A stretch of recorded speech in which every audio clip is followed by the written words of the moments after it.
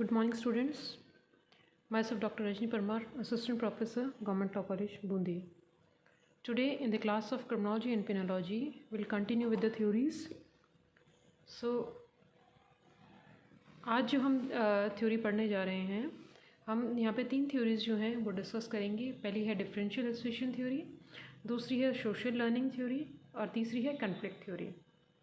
तो पहला जो थ्योरी है वो हम theory of differential association. Differential association का मतलब समझते हैं कि डिफरेंशियल मतलब छोटे छोटे हिस्से जो फ्रैक्शंस हैं उनको जोड़ के और फिर एसोसिएशन मतलब उनको जोड़े जाना. तो छोटे छोटे कुछ अपने लाइफ में कुछ ऐसे फैक्टर्स होते हैं जिनको कि जोड़ के और फिर हम इस कंक्लूजन में पहुंचते हैं कि हाँ कोई व्यक्ति का बिहेवियर नेचर कैसा हो सकता है और कैसे वो रिएक्ट करता है.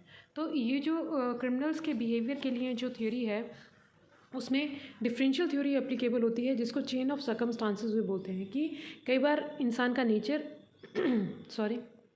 कई बार उसके जो है सोशोलॉजिकल उसकी सराउंडिंग है, फिर जो है उसकी फैमिली बैकग्राउंड कैसा है, उसका एजुकेशन कैसा है और उसका रिलीजन क्या है, वो किस एनवायरनमेंट में रहता है, क्या आइडियोलॉजीज़ हैं, वो सारे फैक्टर्स जो हैं वो मैटर करते हैं, जिससे कि आपका जो है माइंड डेविएशन होता है या आपके कॉजेशन जो है वो क्रिएट होता है. कि यदि कोई जो है क्राइम किया गया है तो उसके पीछे केवल एक कारण नहीं है, बहुत सारे ऐसे कारण हैं उस व्यक्ति के नेचर में, उसकी सराउंडिंग में, उसकी सोसाइटी में, उसकी फैमिली से, जिनको कि मिलजुल के एक सिंगल फैक्टर जो है वो काम नहीं करता. बहुत सारे ऐसे फैक्टर्स मिल के जो है जहाँ पे उन्होंने उसकी जो मानसिकता है, क्रिमिनलिटी ऑफ माइंड है वो डेवलप हुआ है. तो इसको हम मल्टी कॉजेशन थ्योरी भी बोलते हैं, जिसमें कि बहुत सारे जो हैं रीजंस, बहुत सारे कारण जो हैं वो सब मिलके और फिर एक कारण बनाते हैं या क्राइम को जो है वो अंजाम देते हैं. तो चेन ऑफ सर्कमस्टांसेस कह लीजिए, मल्टीपल कॉज थ्योरी कह लीजिए. इसमें जो है सदरलैंड जो थे आपके, सदरलैंड हमने पहले भी आपको बताया कि सदरलैंड बहुत बड़े क्रिमिनोलॉजिस्ट थे जिनका कि हमेशा का बहुत बड़ा कंट्रीब्यूशन रहा है और इनकी एक काफ़ी फेमस बुक भी रही है सदरलैंड की. इसमें तो उन्होंने जो है आपके चेन ऑफ सर्कमस्टांसेस को उन्होंने जो है वो सपोर्ट किया है और कहा है कि बहुत सारे जो मैक्सिमम जो भी ऑफेंसेस होते हैं वो चेन ऑफ सर्कमस्टांसेस का या मल्टी कॉजेशन थ्योरी का ही रिजल्ट होते हैं. क्योंकि एक सिंगल फैक्टर कभी भी आपके किसी जो है इसको अंजाम नहीं दे सकता है किसी क्राइम को. और इसके साथ साथ मल्टी कॉजेशन थ्योरी के साथ साथ उन्होंने जो है ये भी कहा कि यहाँ पे फैक्टर और कॉजेज़ दोनों जो चीज़ें हैं वो अलग अलग होती हैं. फैक्टर जो होता है वो फैक्टर जो कि कभी चेंज नहीं हो सकता, वो फैक्टर हमेशा ऐसा ही रहेगा, वो फिक्स होता है. कॉजेज़ जो हैं वो रीज़न्स जो हैं, कारण हैं, वो हमेशा चेंज होते रहते हैं. जैसे कि एग्जांपल देखिए कि कोई भी अगर मॉरल इमॉरल ऑफेंस होता है तो उसमें फैक्टर क्या है, फैक्टर है gender. Gender is a factor, लेकिन वो रीज़न नहीं है. Being person of particular category और particular gender is not a reason, is not a cause. तो वो जो है ऑफेंस करने का रीज़न नहीं है कि आप इस जेंडर से बिलोंग करते हैं, but it could be a factor कि इस फैक्टर के, क्योंकि जेंडर फैक्टर है इसलिए इमॉरल ऑफेंसेस जो हैं या फिर बीइंग अ फीमेल या बीइंग अ मेल जो है ये ऑफेंस कमिट हुआ है. तो gender is a factor but not a cause. क्योंकि जनरली कोई भी है व्यक्ति तो वो किसी ना किसी जेंडर से बिलोंग करेगा, लेकिन वो कारण नहीं है. इसी तरीके से अनएम्प्लॉयमेंट है, unemployment may be a factor but not a reason. ज़रूरी नहीं है कि सभी अनएम्प्लॉयड जो होते हैं वो क्राइम जो है वो कमिट करते हैं. So it's a factor if a person belongs to an unemployed category, तो it's a factor but could not be a reason. Sometimes factor can convert to a cause. वो एक कारण बन सकते हैं, लेकिन कारण जो है वो कभी अपने आप में एक फैक्टर नहीं बन सकता है. तो ये जो कन्फ्यूजन है इसमें कि फैक्टर और जो कॉजेज़ हैं वो दोनों डिफरेंट होते हैं. So this is Enrico theory. Enrico Fermi ने ये थ्योरी दी थी और इसमें जो है सदरलैंड का बहुत बड़ा कंट्रीब्यूशन रहा, जिसमें कि मल्टी कॉजेशन थ्योरी भी निकल के आई. अब हम अगली थ्योरी पे चलते हैं, social learning theory. Social learning theory जैसे कि हमने हमने अभी प्रीवियस क्लास में देखा था इमिटेशन थ्योरी के बारे में, या सोशोलॉजिकल जो फैक्टर्स होते हैं, सोशोलॉजिकल थ्योरी होती है. तो इसमें क्या है कि आपके साइकोलॉजिकल फैक्टर और डिफरेंशियल थ्योरी दोनों का जो है कॉम्बिनेशन है कि आपकी जो साइकोलॉजी डेवलप होती है वो आपके जो आपके सराउंडिंग्स हैं, जो आपके एसोसिएशंस हैं, उनसे डेवलप होती है। तो आपका लर्निंग जो है, सोसाइटी से जो आप लर्न करते हैं, जो सीखते हैं, वो अपने आप में आपकी साइकोलॉजी जो है वो डेवलप करता है और क्रिमिनलिटी ऑफ माइंड डेवलप करता है। तो इसको हमने वेरियस फैक्टर्स में जो है डिवाइड किया है। रोनाल्ड लेकर जो हैं ये और बर्गेस, ये दोनों ही इनके एक्सपोनेंट्स हैं। तो इसमें रोनाल्ड लेकर ने जो कंक्लूड किया अपनी सोशल लर्निंग थ्योरी से, पहला उन्होंने कहा differential theory, but obviously chain of circumstances हैं, जिसको कि इंसान जो है जब जो चीज़ें जीता है, जो चीज़ें अपने आसपास देखता है, तो वो एक कारण बन जाता है जिससे कि उसका जो है माइंड या साइकोलॉजी डेवलप होती है। दूसरा है आपका individual own values and perceptions, own learnings, moral immoral, जो भी उसके परसेप्शंस होते हैं, जो भी उसकी लर्निंग होती है, तो वो जो उसने अपनी फैमिली में सीखा है या अपनी सराउंडिंग में सीखा है, जो उसकी मेंटलिटी उनसे क्रिएट होती है, तो उसके अपनी जो खुद की इंडिविजुअल वैल्यूज़ होती हैं, वो भी आपके क्रिमिनल माइंड को डेवलप करती हैं। तीसरा आपका आता है the person who experiences in his own capacity, कि वो खुद जो है खुद के अपने एक्सपीरियंस से क्या सीखता है। कई बार उसके सोसाइटी के साथ बहुत बहुत बुरे एक्सपीरियंसेस होते हैं, कोई रिलीजन को लेके, कोई जेंडर को लेके, तो कई बार वो अपनी लाइफ के एक्सपीरियंस से ही एक क्रिमिनलिटी जो है वो डेवलप कर लेता है, एक माइंड सेटअप डेवलप कर लेता है, जिसको कि हेट्रेड बोलते हैं, कि खुद से जो है एक जो है नफ़रत करने लग जाना उन चीज़ों से, जो भी सर्कमस्टांसेस उसकी लाइफ में हुए हैं उनके कारण। तो वो क्या है, वो एक फैक्टर बन जाता है जो कि इन फ्यूचर जो है कई बार जो है गलत चीज़ें सोचने पे मजबूर कर देता है।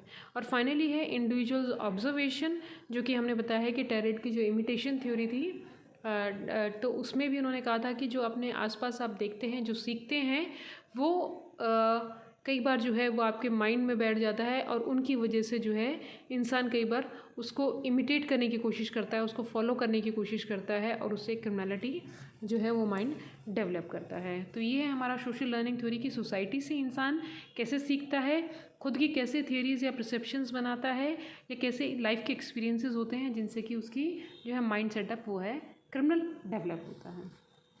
नेक्स्ट थ्योरी पे चलते हैं हम। कन्फ्लिक्ट थ्योरी ऑफ क्राइम है। कन्फ्लिक्ट थ्योरी मतलब कि अपने आप में एक जद्दोजहद किसी चीज़ को लेके अपने खुद से जो है उसके विरुद्ध एक भावना क्रिएट कर लेना, ठीक है। तो यहाँ पे जो है सेलिन थॉर्स्टन जो है इसके प्रोपाउंडर थे, जो इसके एक्सपोनेंट थे। तो उन्होंने कहा कि भी कन्फ्लिक्ट थ्योरी जो है जनरली वो सोसाइटी के अगेंस्ट क्रिएट होती है, पूरी सोसाइटी के अगेंस्ट, एक पर्टिकुलर पर्सन के अगेंस्ट नहीं है।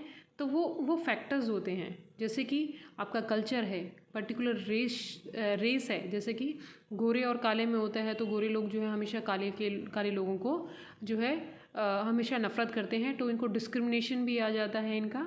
तो आपने बहुत सारे केसेस ऐसे सुने भी होंगे कि हमेशा जो है उनको गोरे लोग जो है काले लोगों को पहले प्रताड़ित किया जाता था, तो उनको सिक्योर करने के लिए, प्रिवेंट करने के लिए ऐसी एक्टिविटीज़ जो हैं, कुछ एक्ट्स भी, कुछ अधिनियम भी आए जहाँ पे कि उनको प्रोटेक्शन मिल सके। फिर जैसे जेंडर का है, फिर कुछ अनएथिकल चीज़ें हैं, या रिलेशनशिप है, या आपके रिलीजन है, तो ये क्या है, ये पर्टिकुलर किसी पर्सन के अगेंस्ट नहीं होते हैं। ये कन्फ्लिक्ट थ्योरी जो होती है ये पूरे ग्रुप के लिए ओरिएंटेड होता है, एक पर्टिकुलर, जैसे हमने कहा कि इंडिविजुअल स्पेसिफिक नहीं है, ये जो है पूरे ग्रुप को लेके है, कि चाहे वो रिलीजन का ग्रुप है, चाहे वो किसी उन लोगों का है जो कल्चर फॉलो कर रहे हैं, या पूरा रेस जो है, या पूरा जेंडर है। मतलब कि आपने देखा है कुछ फेमिनिस्ट लोग होते हैं, कुछ एंटी फेमिनिस्ट होते हैं, तो ये क्या है कि अपनी सोच बना लेते हैं पर्टिकुलर जेंडर के ऊपर। तो उनको ये नहीं है कि ये ए है कि बी है कि सी है। If the person belongs to a particular religion, वो किसी रिलीजन से बिलोंग करता है, तो वो हेट्रेड की भावना रख लेते हैं। वही सोचते हैं कि इस कल्चर को फॉलो करता है तो वो हेट्रेड की भावना, जैसे कि हम कई बार जो है कंट्री वाइज भी, कि वो वहाँ का सिटीज़न है, अच्छा पाकिस्तानी है, तो जो है अब अदरवाइज़ ये ज़रूरी नहीं है कि हर पाकिस्तानी जो है वो दिल से वो इंसान बुरा होगा, बट क्योंकि वो उस देश से बिलोंग करता है जिससे कि हमारे जो है अच्छे रिलेशंस नहीं रहे हैं, फ्रेंडली रिलेशंस नहीं रहे हैं, तो वो हम एक मेंटलिटी डेवलप कर लेते हैं। तो इस तरीके की जो है जहाँ पे कन्फ्लिक्ट थ्योरी होती है, जहाँ पे कि हमेशा कन्फ्लिक्ट्स क्रिएट होते हैं, तो रिलीजन को लेके कन्फ्लिक्ट्स होते हैं, जेंडर को लेके जो है कन्फ्लिक्ट्स क्रिएट होते हैं, रेस को लेके कन्फ्लिक्ट्स क्रिएट होते हैं। तो उसमें क्या होता है कि जो जो भी पावरफुल ग्रुप होता है, जो भी स्ट्रेंथन ग्रुप होता है, वो हमेशा जो लोअर ग्रुप है उसको डोमिनेट करता है। या फिर आप देखिए यहाँ पे जो है अपनी जो है आपकी कास्ट की हैं, कास्ट डिफ्रेंशिएशंस होते हैं, तो वहाँ पे हायर कास्ट जो होती है वो लोअर कास्ट को हमेशा जो है सप्रेस करने की कोशिश करती है। या जो सुपीरियर लोग होते हैं वो इन्फीरियर लोगों को, या अमीर लोग गरीब लोगों को जो है, तो ये पूरा क्या है, एक क्लास है, पूरी एक जो है ग्रुप है, जिसको कि एक कन्फ्लिक्ट थ्योरी जो है हमेशा से एग्जिस्ट होती आई है। और ये एंटी सोशल है, इर्रेशनल है, बिल्कुल गलत है ये, लेकिन फिर भी एक क्रिमिनलिटी जो माइंड में डेवलप होती है, तो इससे जो है इन कैटेगरीज के क्राइम्स को जो है वो हम किस में से कन्फ्लिक्ट थ्योरी में जो है इसको देते हैं। तो ये जो रीज़न है, कॉज है, वो कन्फ्लिक्ट थ्योरी की वजह से जो है इसकी आइडियोलॉजी डेवलप होती है। और जो है आपके, जैसे हमने ये एग्जांपल दिया आपको, टेररिस्ट का एग्जांपल दिया, या फिर आपके जो है इंटरनेशनल बहुत सारे ऐसे क्राइम्स हैं, जैसे कि आपका रेस से रिलेटेड है, तो जो ये भी सारे जो इंटरनेशनल क्राइम्स होते हैं, इंटरनेशनल क्राइम्स अभी आपने पढ़े नहीं है, लेकिन अपार्थाइड होता है, या फिर आपके जो है रेशियल डिस्क्रिमिनेशन के होते हैं, या फिर आपके जो हैं आपके किसी जो है किसी कंट्री से आपके रिलेशंस अच्छे नहीं हैं, तो ये सारे जो हैं ये जो है जो अंजाम देते हैं वो सारे आपके इंटरनेशनल क्रिमिनल जो है क्राइम्स को जो है एक कैटेगरी है, क्रिमिनलिटी जो है वो डेवलप होती है। और ये सभी जगह, चाहे आप किसी भी जगह चले जाइए पूरी दुनिया में, तो वो एक क्राइम माना जाएगा। कन्फ्लिक्ट थ्योरी से रिलेटेड जो भी क्राइम है वो पूरी दुनिया में एक यूनिफॉर्म क्राइम माना जाता है। और इसके लिए जनरली क्या स्टेप्स होते हैं कि लोग जो है किसी प्रॉपर्टी को डिस्ट्रॉय करते हैं, या घेराव करते हैं, या स्ट्राइक करते हैं, या जो है कुछ ऐसे कम्युनल वायलेंसेस होते हैं, मारना है, आग लगाना है, लूटना है।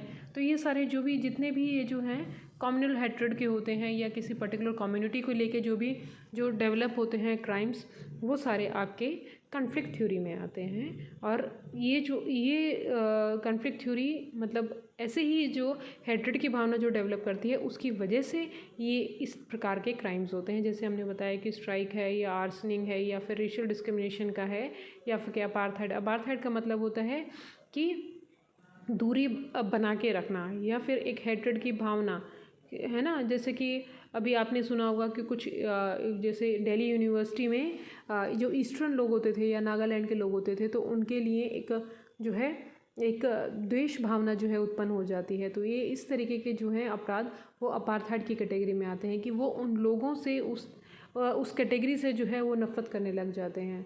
तो ये अपार्थाइड है, और उनके अगेंस्ट जो है क्रिमिनल एक्ट्स भी करते हैं, उनको भगाने की, उनको सर्वाइव ना करने की सिचुएशंस क्रिएट करते हैं।